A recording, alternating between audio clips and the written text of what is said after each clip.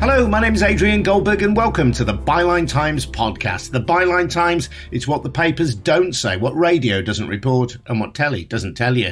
This time, Austerity and the Manchester Arena attack. We'll be hearing from John Cooper, the barrister who represented John Atkinson, who died after being let down by the emergency services in the aftermath of the bomb blast in May 2017. John, a care worker, died after waiting an hour and 16 minutes for treatment for a severe leg injury and a heart attack. Sir John Saunders, the retired High Court judge leading the inquiry into the bombing, said that it was highly likely that John would have survived with prompt intervention. He also had some sharp things to say about austerity and cuts to policing that apply across the country that haven't been widely reported elsewhere. Before that, just a reminder that the Byline Times podcast is funded by subscriptions to the Byline Times, our brilliant monthly newspaper edited by Hardeep Matharu, which has exclusive content that you can't read anywhere else. We don't have a billionaire backing us or some shadowy corporation. We're reliant on people like you taking out a subs, and subscriptions start from as little as £3 a month. You get more details over at bylinetimes.com. That's at bylinetimes.com. Let's hear now from John Cooper from 25 Bedford Row. He was the leading KC for 12 of the 22 bereaved families, including John Atkinson. When I spoke to him a little earlier, I asked him what picture he'd formed of Mr. Atkinson based on his conversations with family members. Well, the immense amount of dignity of all family members, of all the people that I dealt with, has left an indelible mark on me. I'm, in many respects, a changed person as a result of experiencing that dignity and integrity that they all represented. John was a wonderful guy. He was, as you say, a care worker, had such a great future ahead of him, great family man, loved dearly by his friends and family. And as in common with all those that lost their lives, a great loss to their families and their friends and to the community generally. They all had such a lot to give. And in the aftermath of the bombing then, John had sustained severe leg injuries, later had a heart attack while he was waiting for the emergency services to arrive. Just tell us what emerged about his particular case. Well, all this obviously came out in the public evidence, and it was startling as it came out. As we were asking the questions, he was left, as the reporters found, for a period of time too long, which meant that as a result of what the report referred to as catastrophic bleeding, he effectively bled to death. During the course, and this is, as I say, all in the public evidence, during the course of him lying stricken in the city room where this bomb went off, he was bleeding, particularly through parts of his body, his legs in particular, causing him to weaken and weaken. And as the evidence graphically came out in front of the inquiry, he was virtually seeing himself dying and said, "Am I going to die?" And people were reassuring him he wasn't. But very sadly, as a result of the lack of prompt attention that he received, the lack of help he got, he died. But let me say this, there was a member of the public there who was heroic, not a trained man, just an ordinary member of the public, who sat with him and did his best, and one of the true heroes of that particular night. But he was left to people like that, the general public, certainly in those important early moments of John's catastrophic injury, to care for him. And of course, John didn't receive the care he needed. And as a result of that, the inquiry found that he could have survived. Yes, I believe there was an 8-year-old girl called Safi Rose Roussos, yes, who Sir John Saunders said there was a remote possibility that she might have been saved if the rescue operation had been carried out more promptly. But in John Atkinson's case, there seems a high probability that he would have survived had the emergency services arrived in time. That's how the evidence came out, and that's how the chair, Sir John Saunders, found in his very lengthy and, might I say, superb report. When I've read some of the details of the emergency services response, I've been absolutely flabbergasted. The fire service didn't show up until more than 2 hours after the bombing, only 3 paramedics entered the foyer of the arena. What did Sir John Saunders give as the reasons for those delays? There were a myriad of reasons for a complete breakdown as far as that's concerned. And I might add also the failures that occurred across the emergency services throughout that night. The major issue to begin with was that of a lack of communication between the 3 services, which resulted in a level of inefficiency that, as far as John's concerned, affected him, but affected all of those lying in the city room. And let's not forget this, it's not just those who died, it's those who survived, but many of whom received catastrophic, life-changing injuries. The fire service were informed, like all the other emergency services, promptly that this atrocity happened. And I'd like to say this before we perhaps talk in a little more detail about this. The rank and file firefighters wanted to go in there, wanted to go in and do their jobs. And there's nothing detrimental in the report said about the rank and file of those firefighters, many of whom themselves were traumatically affected as a result of them not being allowed to go in and provide care and assistance to those who were stricken in the City Room Manchester Arena. Indeed, there were a lot of angry firefighters on the evidence we heard as far as the orders they were being given, which meant that they could not go in. And many firefighters were saying that had they broken those orders, they would have lost their jobs and their livelihoods and had these dilemmas placed before them. Effectively, a decision was made by the fire service that it was not safe for firefighters to go in because there was concern of what was referred to as a marauding shooter. Someone that in there, such as happened at Bataclan in Paris a few years earlier with a shotgun, and who had not been neutralized.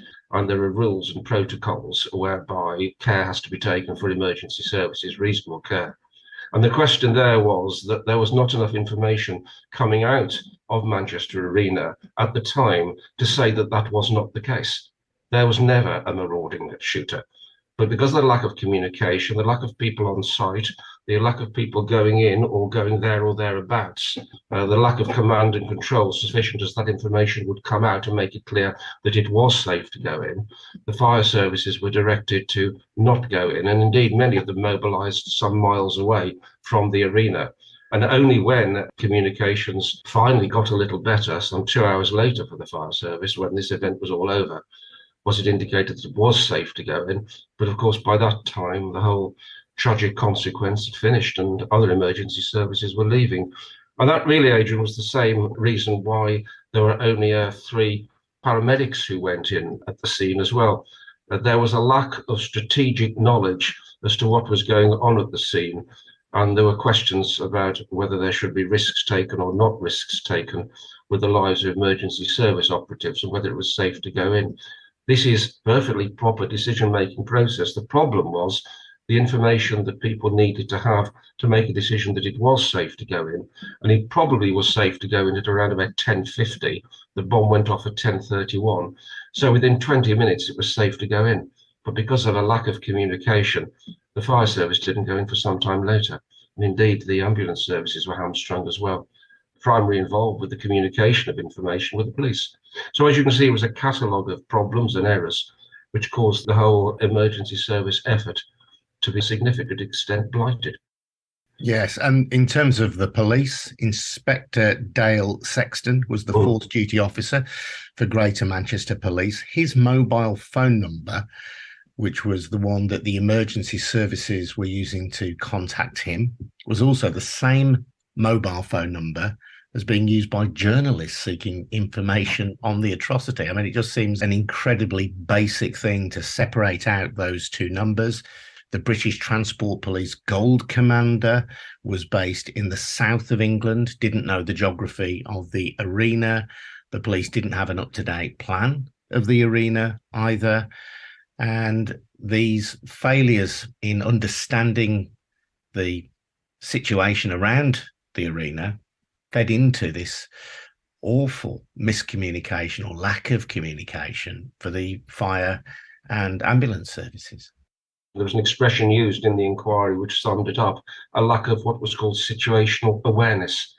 And that lack of situational awareness meant that the emergency services hadn't a clear idea exactly what was going on at the arena. And there were mixed messages coming out, which caused confusion, which was in many respects the central part of the problem here. I've made a list of a number of issues that went wrong on the night and lessons that can be learned.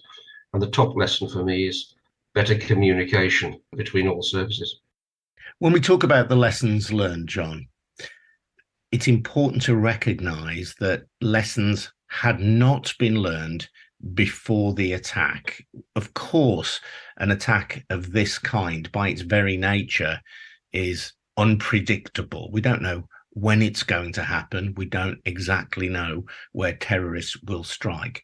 But in a sophisticated country like Britain, we make every effort to anticipate what a response might look like. And there had been various exercises over the years predicting something like this so that the emergency services could plan properly.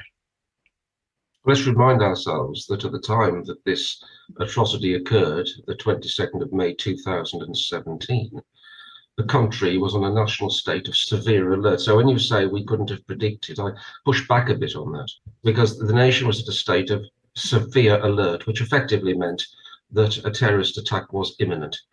So the emergency services, the security services would have been on a very high state of alert as far as this is concerned. And whilst one can't entirely predict exactly what is going to happen, certainly the country was at that state. And let's also remind ourselves, this was in the middle of a general election. So on the top of everything else, we're in the middle of a general election. So one assumes that, again, there is a state of awareness that these are sensitive times in a country's cycle of history, where, again, we should be aware things may or may not happen, but certainly the nerve endings should be tingling. Now, put that to one side for a moment. You've then got a situation where in the 2 years previous to Manchester Arena, as the chair found in his report, the police had about 100 training exercises, all designed to iron out problems and difficulties and to learn lessons from. And one particular exercise for all emergency services took place in 2016, barely a year before Manchester Arena occurred. Now, when you put this together, and also the other training exercises, for instance, that the ambulance service were having over this time, it is very disappointing indeed, to put it mildly, that then when you have a real life atrocity that occurred at Manchester Arena, mistakes were made. And not only mistakes were made, but mistakes that were made certainly in what was called Winchester Accord, the operation a year or so earlier, some of which were repeated at Manchester Arena. So I have skepticism when people say we've learned lessons, because certainly lessons were there to be learned before Manchester Arena, particularly there to be learned a year or so before Manchester Arena. And many of those lessons just simply do not seem to have been learned. And so I have little confidence at the moment, despite all the fine words that are being spoken of at the moment. I have little confidence that lessons have been learned. God forbid it should be demonstrated that I'm right. Can you give us any idea of the lessons that weren't learned then, the lessons that should have been learned that could have been predicted from the previous exercises but were not acted upon? Well, as I've indicated before, the major thing that went wrong at Manchester Arena was lack of communication. And the major thing that was flagged in the training operation a year or so before was lack of communication, breakdown of communication. I can put it no more succinctly than that. There were other issues as well, but the lack of communication between all three emergency services was graphically shown at the time. Some emergency services feeling well out of the loop when things were happening, when events were taking place. And this operation, I should add, took place in Manchester. It wasn't an operation which occurred in, I don't know, London. This was an operation which occurred in Manchester. It was a full effect dress rehearsal to a major extent for Manchester Arena. And the significant thing found there was the lack and breakdown of communication. And this happened again a year later. And so, again, it is expected that we're going to hear from the emergency services saying lessons learned, commiseration, sadness, condolences, all well-meaning things and right-sounding words. And obviously, I'm sure that the condolences are perfectly genuine. But it's confidence not only on behalf of those I represented, but also on behalf of all of us, and particularly those who may be attending large venues in the future, adults or children. or young people, that they feel safe to go there. It is okay. If it's taken the tragedy of Manchester Arena to make it safe, that is one, I suppose, legacy for those that died. I put it no higher than that. And what a tragedy it is it took Manchester Arena to do that. And as you say, based on previous experience, notwithstanding the apologies which have been delivered by all of the emergency services in Manchester, based on the failure to act on previous lessons, what confidence can we have that the lessons learned from this tragedy will be acted upon in future? Well, I know, and I'd love to give that confidence out from you, because I know what I'm saying is very worrying, but I have minimal confidence at the moment. I hope I'm proved wrong. One feature of Sir John Saunders' report that hasn't been particularly picked up by mainstream media, but which I think is hugely important, is the impact of austerity, the impact of police cuts on the response to this tragedy. What did he have to say about that, John? Yeah, for those of your listeners who may have a copy of the report or may want to access the report, because there's quite a bit said about it, and I can only give you a praise of it, I'll refer them to paragraphs 12.143 onwards, 12.143 onwards. I think the best thing to do is just to read just a couple of paragraphs, because it's there. And Sir John says this: the financial crisis of 2008 led to a period of economic recession in the UK. In 2010, that led to the introduction of an austerity programme by the Conservative and Liberal Democrat coalition government. That period is followed what is often called by the age of austerity. Then he goes on. Whether the age of austerity was a necessary policy and whether it was successful are issues beyond the scope of my terms of reference, and nothing in this report should be interpreted as expressing any view about those issues. And nonetheless, austerity has been referred to by a number of Greater Manchester police witnesses as having an impact upon the police service's ability to do everything that it must have recognised it was important to do. And it is therefore essential that I address the issue. And I'll just read this one further paragraph. There are other paragraphs. A number of GMP Greater Manchester police officers gave evidence about the impact of austerity upon their work. At a corporate level, both former Chief Constable Ian Hopkins and DCC Pilling gave evidence about the level of savings that it was necessary for Greater Manchester Police to make. Between 2010 and 11 and 2017 and 18, Greater Manchester Police's income fell substantially from 632,987,763 to 545,394,197. The number of officers fell by 25%. From 8,219 to 6,159. Goes on to talk about other losses and cuts, and throughout a series of paragraphs within his report, he raises the question. He says this: as a result of the reductions in central government funding, hit GMP and other metropolitan police services disproportionately hard. I do not know to what extent this was taken into account by the Home Office in the decisions it made. I recommend, says the Chair, that the Home Office consider the different arrangements for funding police services if a similar programme of budgetary cuts and austerity occurs in the future.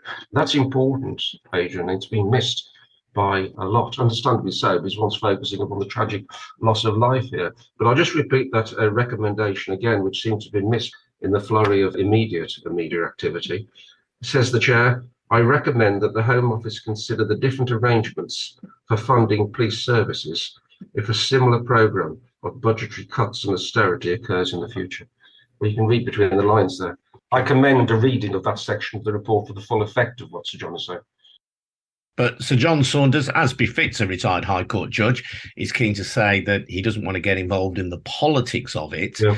But if you actually read the detail of the report, it is clear that police response was hindered by austerity and by cuts to officer numbers, which he says were disproportionately focused on big city forces like those in Manchester. Absolutely. And I think there's an important underlying general point we can take from that though there are criticisms made throughout the report, there are also praise there when praise is due. It's a balanced report. But although criticisms are made and focused upon Manchester, a lot of the issues that arise here are issues that could arise all over the country. And it's important when considering the findings of the Manchester Arena report that we don't get into a situation where we think, well, that's Manchester.